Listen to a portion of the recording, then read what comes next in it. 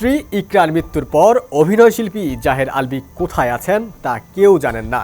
নেপাল থেকে বাংলাদেশে ফিরেছেন নাকি ফেরেননি এ বিষয়েও স্পষ্ট কিছু না বললেও ফেসবুকে ভিডিও বার্তা ও পোস্ট দিয়ে যাচ্ছেন। চলমান বিতর্কের মধ্যেই শুক্রবার রাতেও আলভী তার ফেসবুকে একটি পোস্ট দিয়েছেন। পোস্টের শুরুতেই তিনি লিখেছেন, এটাই হয়তো আমার শেষ পোস্ট। এই দীর্ঘ ফেসবুক পোস্ট নিয়ে চলছে আলোচনা সমালোচনা।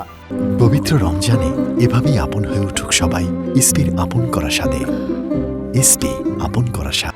পোস্টে জাহের আলভী দাবি করেন তার বাসার ড্রয়িং কাম ডাইনিংয়ে একটি সিসিটিভি ক্যামেরা রয়েছে, যার অ্যাক্সেস তার কাছে ছিল না। সেটি ইকরার ফোনের সঙ্গে সংযুক্ত ছিল।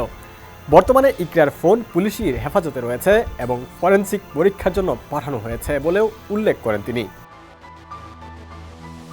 আলভী দাবি করেন তার নিজের ফোনও ফরেনসিক পরীক্ষার জন্য দিতে প্রস্তুত আছেন এবং সেখানে ইকরার সঙ্গে তার কথোপকথনে কোনো পরিবর্তন করা হয়নি।